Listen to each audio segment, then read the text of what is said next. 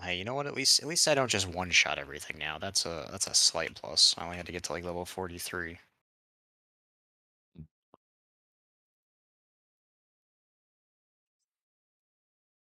right. I actually think I need to go right away.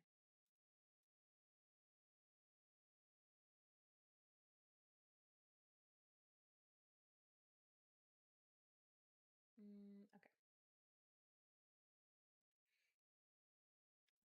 All right. I'm off.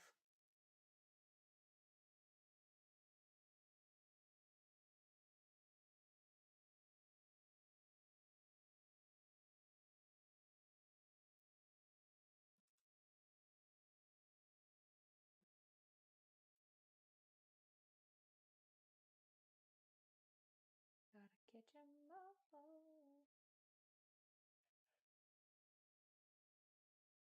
all. Hello. Hello, hello.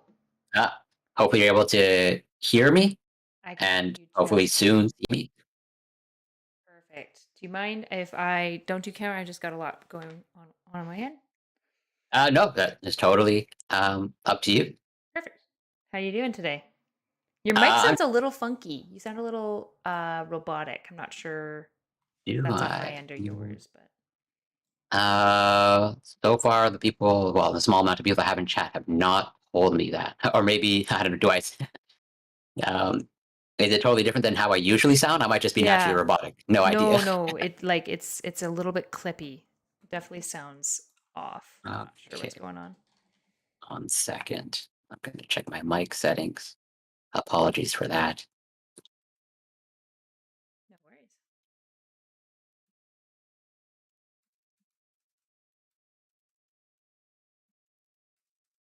1 moment.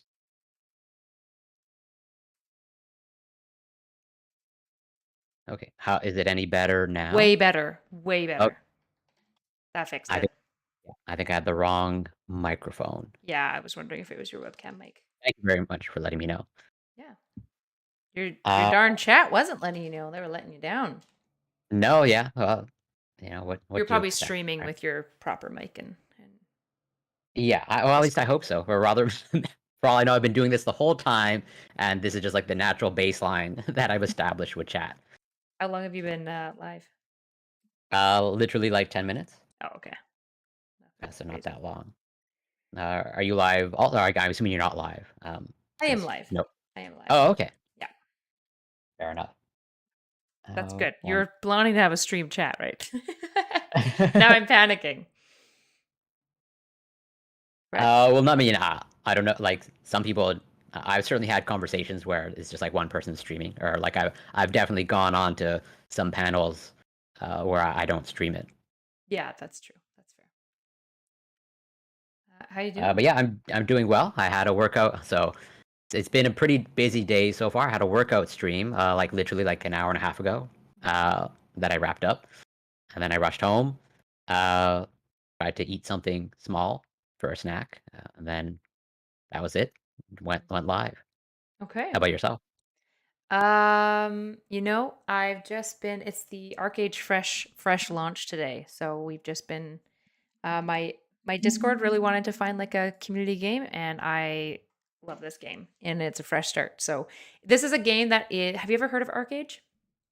I have not. Okay, so this game is been ruined in the past because it used to be a pay to win game. It's a I believe it's a Korean game. Um but it is honestly like one of the best games I think I've ever played. The issue is that it gets broken a lot by cheaters. It's there's a couple of like pretty easy ways to cheat, and so As it's many games broken. do. Yeah, and so it's broken a bunch of servers in the past, and the other issue. So there are other issues like pay to win. There's just a bunch of weird mechanics that they've had to invent to get around the pay to win, and then people always figure out ways to basically like break the new mechanic and like basically like cheat or make it like so impossible to catch up. So this is like a new fresh launch that's aimed like it took all of the old issues. So like before there was a gold bottleneck, and in the past there was another thing called labor that Mhm. bottlenecked, and anyone who was like a casual player just could never keep up with like you know the players who play like 24 hours a day and like never Yeah, stop and have or like 37 alts and stuff. And those people will always be ahead. Like I get that, but it was like casual players couldn't even like participate in the game basically. yeah, the Um, barrier to entry is so high. And especially like I don't know if this game is like amenable to like botting where they can just like have it autoplay for them. I know some games have that yeah, as an issue. yeah, Then it's like you can never get your foot in the door. yeah, exactly. So this is the relaunch of it again. It's not pay to win. And the goal of this relaunch is to not have these, like to kind of work around all of these things. Okay, so it's like a grand reset, but hopefully now better Yeah. and And it's an more amazing, accessible. if you like MMOs, it's honestly like one of the best MMOs I've ever played. It's got so much to do.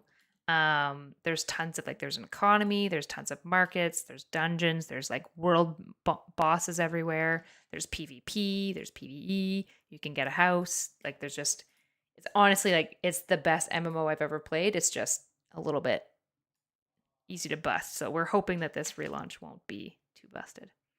Oh, okay. Is So this that's been I don't know my if my you day.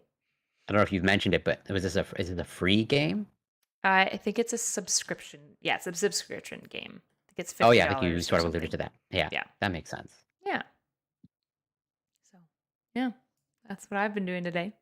You wanted to talk That about red pill stuff though. well, so I'm totally open to talking about red pill stuff. Yeah. And like sort of, I think the original reason that I reached out to you, it was like shortly after a panel that you were on, and it was actually a panel that like I tried to sort of get myself on Oh with shoot. Montreal Player. Yeah. Well, Oh yeah, yeah, yeah. With Aiko and team, Heem, yeah. right? Hmm. Where yeah, totally. I think you touched upon like the red pill community, or like well, it was mostly focused on I think Andrew Tate, and I think there was a decent amount of time spent focused on on Jordan Peterson towards the end.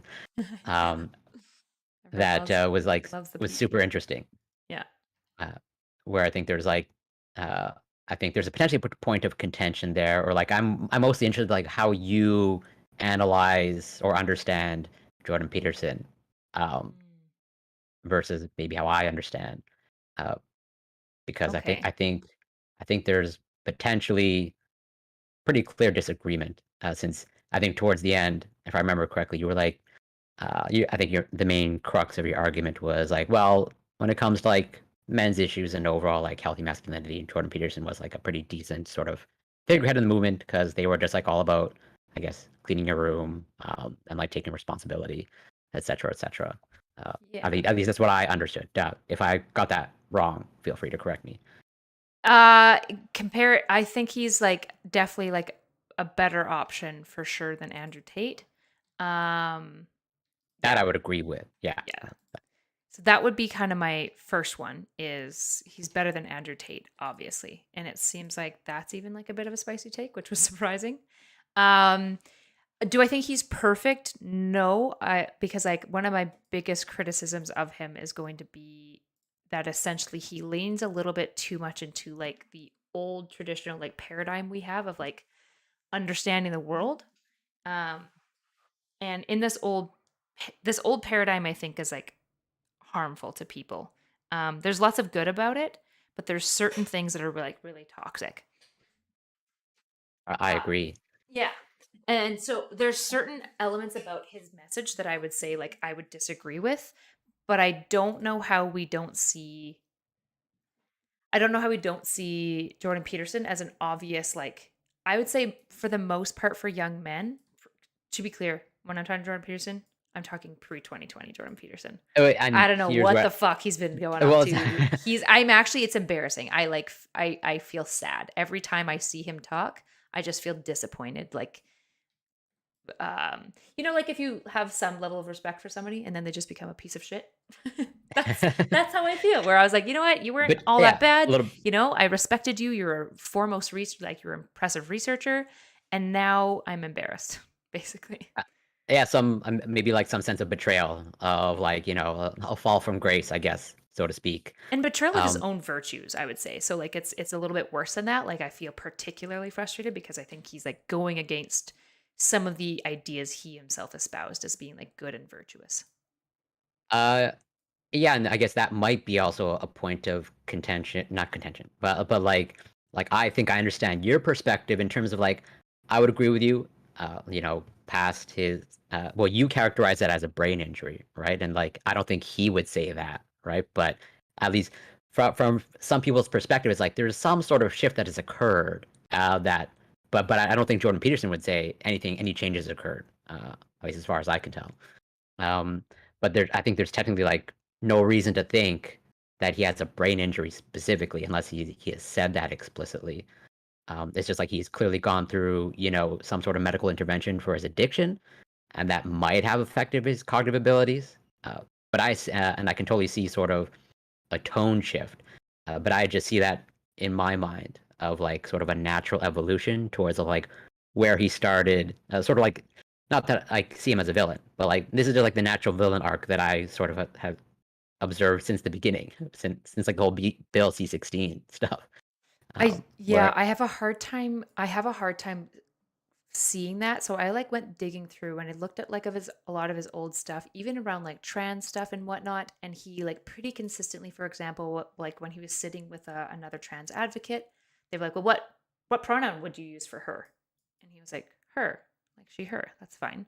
And like he was a lot more reasonable. He was a lot less like vitriolic. And then post 2020, I'm not saying he for sure. Obviously, I don't have doctor records, but I don't know if like somebody goes into a coma, like medically induced coma, like multiple times in a row, if that doesn't create potentially, it could essentially, yeah, because like the shift in like specifically like in the past when he had bad ideas and he would target them, he often didn't target select individuals. He would attack like broad targets. Whereas now he's attacking like, why are you attacking Elliot Page? Like, why are you even talking about Elliot Page? Isn't the fucking poster child and like spearheading the trans movement? Like, he's just he's just a trans man. Like that's it. He's just transitioned and like that's it. And so it's really weird to me that Jordan Peterson was attacking like Elliot Page or that model as well because that feels very distinctly different. yeah, where it's like explicitly targeting individuals, Yeah. and pretty like high profile individuals. And And that maliciously does. too. Like just being nasty. Like no, you're not beautiful. Like why the fuck would you ever say that? Why would you ever say that publicly? Like Uh, why? yeah, that's a good question. And to me, I guess that's where like some of the different sides, like, well, I can totally, at least based off my observations, and I've consumed a lot. At least I think I've consumed quite a bit of Jordan Peterson content. Like I have his book. I tried to read it, at least the first one, 12 Rules for Life. Yeah. And I just like couldn't really get through it. And like I've watched, like I've heard a lot of his podcast appearances. Like one of my first exposures to him outside of like YouTube, when he was like doing all the protest at the University of Toronto, was like he started appearing in a bunch of podcasts, and like there was like one of the first podcasts that I heard from him. It was like a conversation between him and Sam Harris, and like it just it's just, I would encourage anyone to check it out, because like to me, yeah, I think it really exposes like from the get go, Jordan Peterson and his thought process, because they spent like 2 hours um, teasing out Jordan Peterson what seems to be his very specific definition of truth, Mhm. um, where it's like he has a I would say very bizarre definition of truth, and he's like playing this language game, but then like at the same time, he like pushes back against playing language games and postmodernism, but he has a very clearly distinct definition of truth. So that's where it's like I I I perceive the hypocrisy from like day one, or like from the beginning, and so like I just see sort of like this natural progression towards like increased hypocrisy, or like in like he never really stood for anything all that much. He was saying a bunch of stuff that might have sounded good, but at least to me, from the actions and behaviors, nothing really lived up to that. Um, at least that was my perspective. Interesting. I guess like I so one thing I would say is his maps of meaning work has probably somewhat like clouded the way like it seems like he always sees the world through kind of this like strange cognitive lens of like meaning that like John Vervaeke and stuff work in as well. It just seems like he's like gotten more bent in. What what specifically? I guess what is our disagreement specifically? Maybe so I can like narrow Yeah. in Okay. on what we're So talking about. the probably the main crux of the disagreement is like it seems like granting you sort of that there has been some sort of shift as a result of whatever he went through during his recovery. Mhm.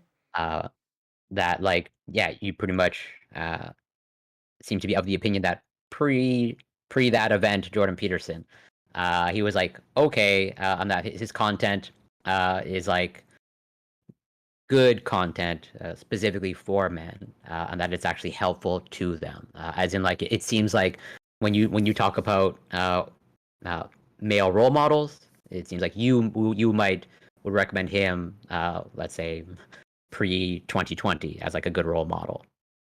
Would that be like accurate? I don't know if I'd say he's a good role model. I think his teachings are good. I would recommend his teachings. I don't know I would recommend him even as an individual pre 2020 as a good male role model. Okay. But his teachings, like the direction, the ethics, the like depth that was there, that was aimed there for men, was definitely something that I would recommend. Okay. Then I don't know that there's huge contention. Like I would just also like push back. Like I don't know how you view sort of like there was early on when he was like coming onto the scene in the first couple of years. He was definitely talking about sort of the gender disparity Yep. uh, in in whatever education, humanities, STEM, etc., and also the disparity he spoke about. He's recently talking about sort of the education crisis among men. And I'm wondering how much credence or weight you put on his views about that in terms of like he uh, I sort of like dissected one of his pieces that he wrote about well the gender disparity in STEM is fine. It's just simply um, women, people, interested in people, men, things, and then like the chips fall where they may type of thing. Mhm. Um, Like I, he would I, make it like wholly neutral. Like he's like, it's just like the natural expression of like environment, more or less. Like there's nothing sinister going on here, would be kind of uh, his argument. well, I think he explicitly says that it's biology at play, at least in the document, in the piece that I like have went over. Like he pretty much says like that's why I think he relies on sort of like quote unquote the gender egalitarian countries of like whatever Yeah. Norway, Finland, Denmark, etc., Yeah. saying as the policies have gotten more egalitarian, while you see sort of the gender disparity increasing in STEM versus like the social sciences. Mhm. Um, and I don't think that actually like holds up well to scrutiny all that much if you actually like dissect it, as in like I view it as he's either mischaracterizing the data, or he just doesn't know how to interpret the data correctly. So I Well, think that there's speaks. definitely no way that he doesn't know how to interpret the data because he does like major epidemiological like personality studies all the time. So like if he couldn't interpret that epidemiological data, that wouldn't make any sense based on his like Uh, based on like his I, H score alone. Like it wouldn't make any sense. I would largely agree with you, and that's why it's like it's almost like he's acting sinisterly, intentionally, as in Like like to engage frame it. in motivated thinking essentially. Yeah, I guess that's probably the more appropriate psychological term of like Well, yeah, do you really think trying he's to like being sinister or do you think he's engaged? Because like motivated thinking is definitely like it can lead to bad conclusions, but it's not sinister necessarily. It's just like human yeah, that's um, fair. and He may not incorrect, right? have like actually bad intentions. Right. That's totally a fair point. It just might be like yeah, pretty much it's like a bunch of confirmation bias that he just goes down the rabbit hole that that he happens to choose to go down. Mhm. That's totally fair. I can't say based on my bias is like he. It seems like it's more towards the sinister. But I take your point. It could just be like, yeah, the motivated thinking, and he's just sought out the things that has confirmed his beliefs. But even then, I think that speaks, at least to me, that would speak to him not being the greatest researcher. If he's still sort of engaging that practice after whatever 20 plus years um, as a researcher. Uh, that's hard for me to swallow because like when I fact checked him on simple things like they just like don't stand up at all, like even recently. Are you talking about so what specifically doesn't stand up for you? Maybe that's Yeah. worth going Okay. through. And to be Yeah. clear, I haven't gone through like a ton of I haven't fact checked him in preparation for this conversation. So I'm willing to bite certain bullets and like grant you Yeah. certain things. But yeah. I think you've touched upon it yourself or mentioned it. Like, so he unfortunately had an addiction that he has presumably since recovered from, but that recovery was like a very probably arduous, unique process, and he has spoken about it since. I think specifically on like his most recent appearance on the Joe Rogan podcast, which I listened. I think it was like a 3-hour podcast. I listened to it twice just to make sure that like I understood what he was saying.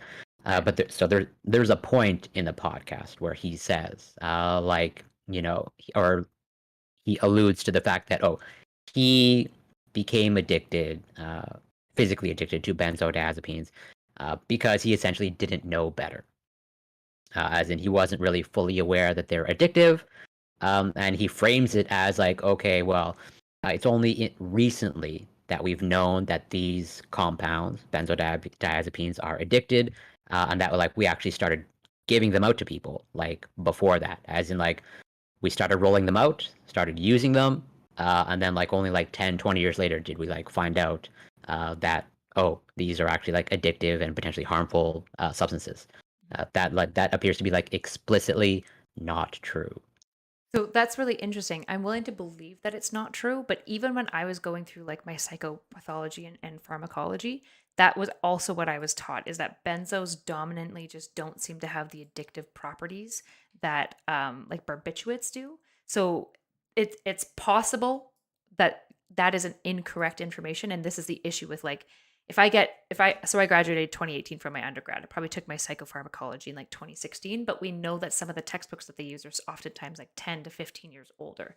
And so it's like I'm willing to grant you that that is known, but to be honest, that was what I was also taught. Like I remember learning about benzos specifically, and I remember it just being on a test about like how they're less addictive. Like that was a very poignant thing that I had learned. So it's possible that that is wrong now. And definitely like probably he should know that by now. But that would be basically like my granting. Not that it's okay to be wrong necessarily, but yeah. Yeah, and I've also like if you ever, I'm gonna send you because I tweeted about it and sort of like the thing that I researched uh, because like he's obviously he's a psychologist, not a psychiatrist, so I can understand like Especially if his doctor pharma like recommended it and said like it's fine, not addictive or whatever. yeah, and I totally I think I understand that pharmacology technically not his area of expertise, but what's even more interesting to me and sort of again leads me to believe that like he's purposely like misframing or like outright lying about his benzodiazepine use because so he's spent some time in my province. He like went to McGill University, and like he did his postdoc at McGill University, and like as part of his postdoc, uh, it involved working at the Douglas Hospital. And like I know e- exactly what the hospital is because I visited it actually as part of a field trip for my neuroscience course. It is a hospital specifically dedicated to treating pretty much like mental health conditions or mental illness. Mhm. And so in the context of that, like he spent at least a year working in pretty much in a mental illness facility, uh, and also coupled with the fact that he has done research, from what I understand, on alcoholism. I think you would agree with that, I right? I believe so, yeah. Yeah, As much as people think I'm a big Jordan Peterson fan, I don't like know a shitload about Jordan Peterson. Just to be clear, like if anything, the person I followed way more closely has always been Jonathan Haidt. So um, fair enough. that's possibly true. I don't actually know the full extent of like all of his research necessarily. I've just always viewed him as an obviously significantly better alternative to Andrew Tate and a bit of a That solution to men's issues. I have. Oh yeah, yeah. I guess I can uh, bite that bullet as well. Totally better than Andrew Tate. And there are some things to extract from Jordan Peters that are almost certainly useful, and I have no doubt. Well, he has fans for a reason, and I know he has legions of fans that will you know, testify that he has been beneficial to their lives. But yeah, coupled with the fact that he's worked at a mental health hospital, that he has done research explicitly on alcoholism, and like literally like one of the treatments often used in order to treat withdrawal from alcoholism is benzodiazepines. Uh, and so it's like, given that framing, given that knowledge, it's really hard for me to basically come to the conclusion that he just didn't know about benzodiazepines, especially also when he couples it with like, he self proclaims that he has read 200 plus books on climate change, but he won't do any sort of like a little bit of diligence on something that he's consuming himself, a psychoactive substance at the very least that he's consuming himself. I find that just like so bizarre. Where it's like he's either like lying or like he has to be. There's some sort of an incompetence there that's like difficult to understand. Hmm. Uh, Interesting. When did he do his research on alcoholism? I'd be curious to know. I believe that was the '90s to the 2000s. I'll actually like check his Google Scholar, but I believe it's earlier in his research career. Okay, yeah. That would make sense because all the main stuff I know about would be his all of his personality and kind of maps of meaning work. So that's the stuff I'm more familiar with as far as his like research history.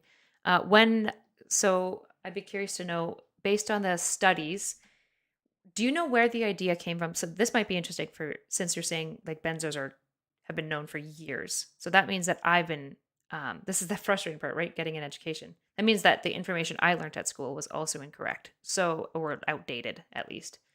When do you know where the idea came from that benzos were less addictive? Like why was that being taught in my school? You might not know. I'm just curious if you have any ideas, if you've read the research Yeah. on So in this. terms of like the curriculum Mhm. that you've been taught, I can't speak to that since obviously I haven't. More so like the idea. Like it was obviously at least a pretty standard academic idea. Like my random profs had no motivation in like clearing Jordan Peterson's name. So why would I have been taught that as well would be my question. So like where did that idea come from? Did it just come from Big Pharma itself? Yeah, that's a good question. That I don't know that I have any solid answer. I can believe it. This is just my speculation of like I can believe that just as when it came to OxyContin, right, and like the opioid crisis or epidemic, where it's like it's clear that some corporations or the companies involved in marketing OxyContin, like they clearly had an agenda of trying to market it as like less addictive. But then like the research didn't appear to, and I think it's pretty clear now that's not the case. It could have been something similar. I don't know for sure. This is just like me thinking out loud, like speculation of like, oh, whatever the companies that make whatever Ativan, Xanax, they might have just like marketed it or like lobbied such that they could have the marketing message like, oh yeah, these aren't addictive than like whatever barbiturates, right? Because that these are supposed to Yeah. be like the improvement over barbiturates, Right. as opposed to like in Yeah. the research. At least when I fact checked Jordan Peterson, like when I dug into like the research goes back to at least the '80s, where it's like they're explicitly talking about addiction and physical withdrawal when it comes to benzodiazepines, as in like in the tweet that I crafted. Like it's a study titled Alternative Treatments for Withdrawing the Long-Term Benzodiazepine User, a pilot study. This is dated 1986. And I took the quote out like numerous well-documented cases of serious withdrawal symptoms, for example, seizures, psychosis, or death, following abrupt discontinuation of large doses of benzodiazepines have appeared since 1961. And then they cite a study from 1978. And so it's like, and that took me all like 5 minutes Yeah. to find.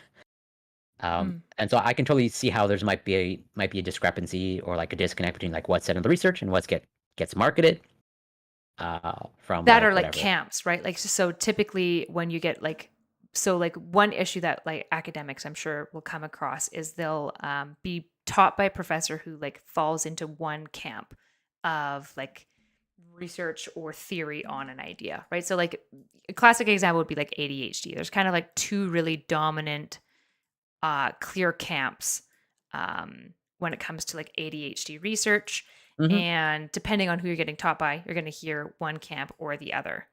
Um, I'd be curious, is there any evidence that you could find that there are people in the camp that like benzos are dominantly not very addictive, or like the level of addiction that they pose is minimal and the withdrawal from it is also minimal? Because like any drug that you take consistently that's psychoactive, you typically will have some level of withdrawal from. Yeah, Um, even like caffeine or whatnot. right. So like Uh, what I'm curious about is like it's been. Would you say then, based on your evidence that you've done, are barbiturates and benzos similarly addictive and have similar levels of like like withdrawal issues? or yeah, like toxicity, withdrawal issues. As Yeah. far as I can tell, although again, I'm certainly, yeah, I'm a biochemist, but this is definitely not my area of expertise. I'm also not like a pharmacologist. Yeah, I Uh, just am but assuming you've done the reading, and yeah, yeah, I yeah. didn't realize we were going to be talking about Jordan Peterson as much, so I've prepped more for red pill stuff than I have for Well, we can Jordan totally Peterson. No, in a you're few good. minutes pivot to Uh, red pill. no, I don't mind Uh, just like talking to you about Jordan Peterson. I'm not going to stake out well, any yeah. strong positions without research, obviously. So as far as I can tell, in terms of the specifically the comparison between barbiturates and benzodiazepines, and obviously, you know, there's many flavors, for lack of a better term, of benzodiazepines, Mhm. from like Ativan, Xanax, and different strengths. And so it's like, from what I can tell, like there appear to be like some benzodiazepines that might have potentially lower risk for abuse, or lower risk for becoming physically dependent, or even psychologically addicted. But like, I think on the whole, I think generally speaking, in terms of like addictive properties, I don't think there's that much, as far as I can tell, there's not that much benefit comparing barbiturates to benzodiazepines. Uh, Really, it's I'm just like that. genuinely shocked to hear that, because even in like the addiction field, typically my clients, if they're going to be on like pain medications, at like an addiction center, they're never on barbs. They're always on benzos. Like they're almost never on barbiturates, because barbiturates are like in the addiction field as well, known as like the addictive drug. But Mhm. benzos are viewed as like a very safe alternative. So like this is why I'm like genuinely, I'm like I'm actually really surprised to hear that. Um, and all you're mostly doing is I'm like, now I'm like, okay, I'll probably have to like read into this. Um, but then B, if you're correct, that means that basically I'm even more black belt on my field. Or if I'm incorrect, as it like I will totally be open to the fact that you might just be a better researcher than me on this topic, and like once you start doing your due diligence, you're like, oh, I don't know what Corey's talking about. This is ridiculous. That's totally fair. But like as far as I can tell, like I think it, at the very least, the consensus that I have sort of garnered is like it's clear that benzodiazepines are addictive.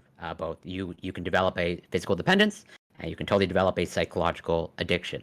And that, like, if you're on them long term, well, generally speaking, the recommendations are that you never be on them long term.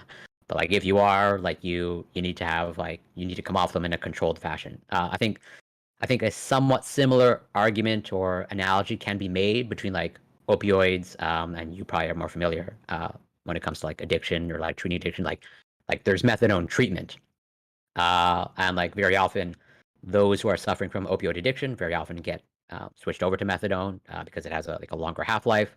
But when it comes to like abuse, this is just like me speculating, or I don't know if you know, like, is the potential for abuse with methadone like lower than other standard opioids? If you happen to know. Yes, I believe it is lower because its potency is lesser overall. Like it tends to generally just not be as potent. Okay. That's my understanding of it. Uh, but and again, if you know, do you know if they still have to like essentially like be weaned off of it, or like they're Yes, like, always. yeah, But yeah, that's most that drugs. makes I mean, if you take like a 20 milligram of Vyvanse, even though it's like Mhm. the smallest dosage, you still have to be weaned off of it to some extent. Hi, Yeah. Raiders. Welcome, Smugbug viewers. Oh, nice. Yeah, and that makes sense. And I think that holds, well, I know that holds true for benzodiazepines, because like similar with alcohol, like benzodiazepine withdrawal, like pretty much like one of the only few withdrawals that you can essentially, well, you can die from, or it's potentially like life threatening. Um, and that's why it's like I think in terms of like potential for addiction, both physical and psychological, like they seem to be like right up there. Um, and so it's like I don't know how. Just as it's hard for me how like to understand how like the mantra of like whatever OxyContin is like whatever safer than other opioids. It's hard for me to like understand like the mantra, if in fact that is the mantra of like benzodiazepines, pretty like low risk, and that there's not a lot of concern when giving them out, whatever, on a semi large scale. Right. So for you, Jordan Peterson talking about the fact that he wasn't aware how bad the withdrawal could be from benzos seems basically like strange. Yeah, as in like, so this could just be like my bias or my approach. Like I take a lot of prescribed medications for my own condition. I have a disease. I have Crohn's disease, and that requires lots of medical intervention. And I've taken lots of medications over the years, and like each medication, like, and this is maybe just a scientist to me, but I'm like, I want to know what it does. Like, I want to know what the therapeutic use is. I want to know like its half life, blah blah blah, a whole bunch of other biochemical stuff. Mhm. And so it's like, generally speaking, like I just want to be informed on what I'm putting in my body. And I've been on opioids. I've been on a lot of opioids, um, from like codeine to fentanyl. And like I've always tried to do my due diligence of like, okay, what is it am I getting into? But maybe Jordan Peterson doesn't do that. But it's really strange. But it's strange then for me to understand how it's like, he will be a self-proclaimed expert on like climate change, and like literally say that he's like read hundreds of books on climate change, but then at the same time sort of like plead ignorance on like a pill that he's taking. That doesn't, to me, that seems to like run counter to like his I whole mean, not necessarily. Like philosophy. if you're an institutionalist and you work at an institution, you work at U of T of all things. And I mean, Jordan Peterson's not like it's not like he's friends with just like some small time academics. I mean, he's friends with like some really big names in Hmm. academia. So he's probably friends with some psychiatrists as well. He probably is working with a psychiatrist who's not only his friend, but in his mind also like a renowned expert. So like when he goes to his psychiatrist and asks for a benzo, he's maybe got the old understanding, maybe been sold. Clearly, I've been sold something that was incorrect as well. Um, Clearly, some of the addiction field has as well. Because I just checked and you're right, like benzos are regarded dominantly as like addictive. And I'm like, that's a problem. Like, what the fuck? How was I educated in that as well? Um,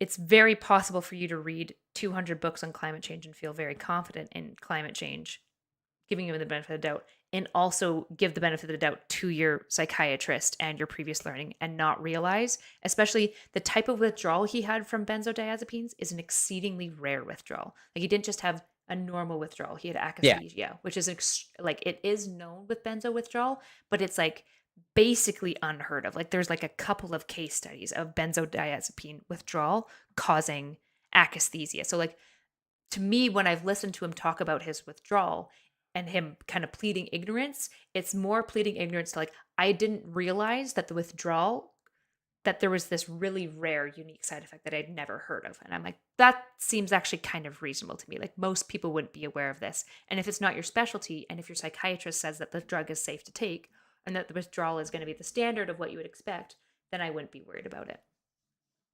Like these things Yeah. don't feel mutually exclusive for me, No, basically. you are correct. Like I will absolutely gladly concede that it's possible to do your due diligence about climate change and proclaim yourself an In fairness, expert. I actually disagree with his take on climate change, just to be clear. As do I strongly. But and then that's like also like a whole like Well, this is the issue. it's Have you ever seen do you know Julia Galef? name is ringing a bell in my brain, but it's not associated with anything else in my brain. So she does a lot of research on like thinking and motivated thinking specifically and like why people come to bad conclusions. Because previously people would be like, the more scientifically literate you are, the better conclusions you should come to, particularly when it comes to scientific questions, right? Like climate change. Except when you poll people, depending on their level of scientific like literacy essentially, whether Mhm. they're conservative or liberal, they'll either feel even more strongly that climate change is real if they're highly Or more, scientifically literate, or yeah, or very more against. convinced that it's not at all happening. And this is Absolutely. two people that are like these are comparing people who are like PhD, like very literate people. And so it's like I yeah, it's a concerning finding within the field itself. It sounds like it's getting better over time, but I also wonder if that's in part because we have like an increasing like left leaning bias within academia. So Yeah. Yeah. No, that's fair. And like, and And so basically what I'm saying is him not knowing about the benzos doesn't seem that weird to me. I think it's like reasonable enough. Especially if like basically you've got a psychiatrist who's telling you that and the psychiatrist hasn't been updated, or like maybe what his psychiatrist is implying is yes, there's a withdrawal from benzos and it's a little bit rough, but akathisia is not something that he prepped him for.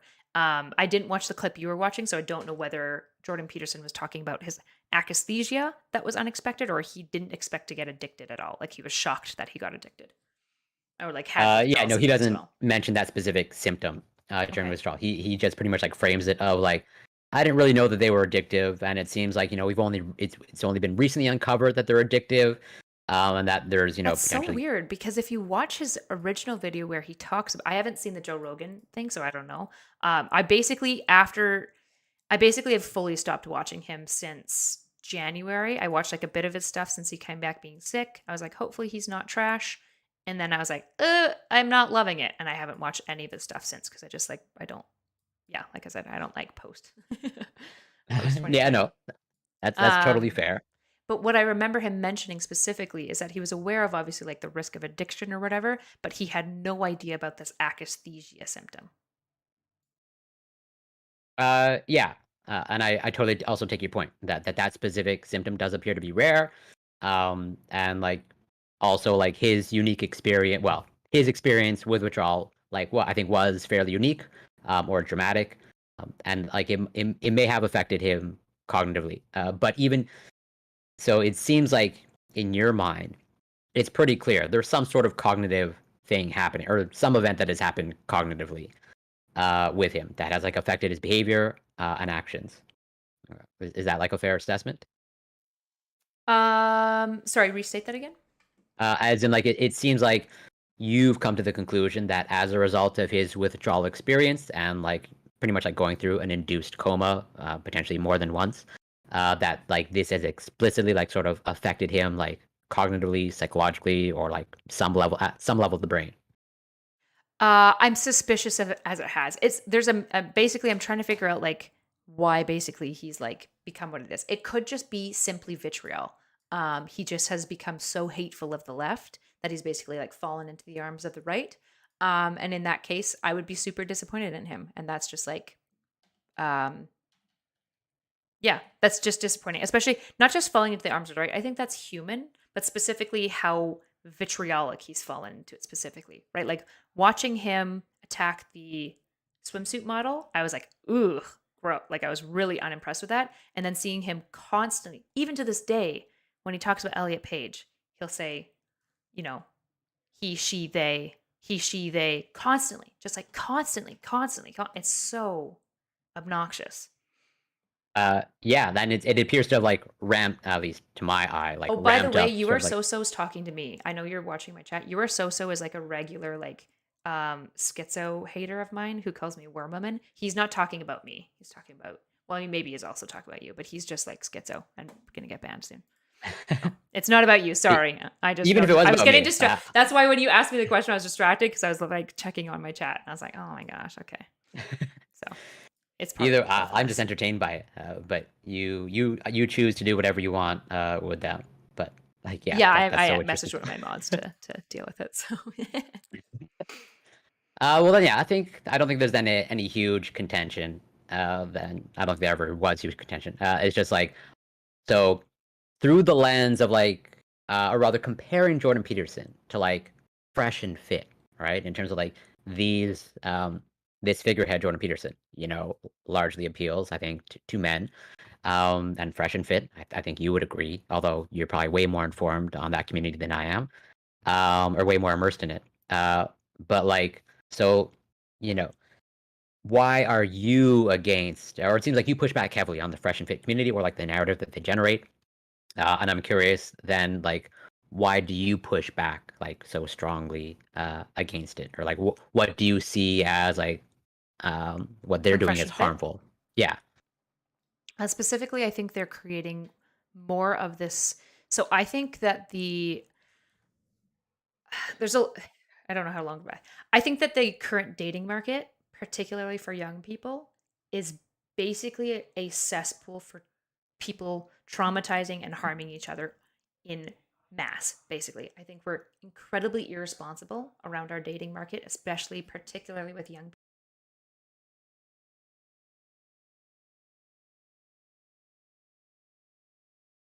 people on broken by it.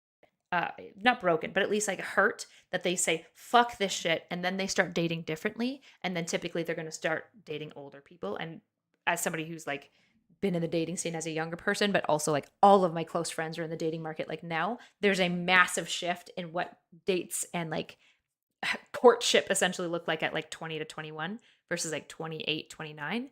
I think Fresh and Fit are peddling for a world that is descriptively true for basically like hookup culture.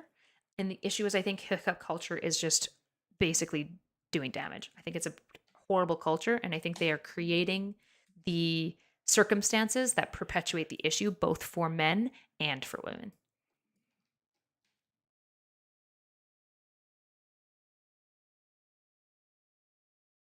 Hello?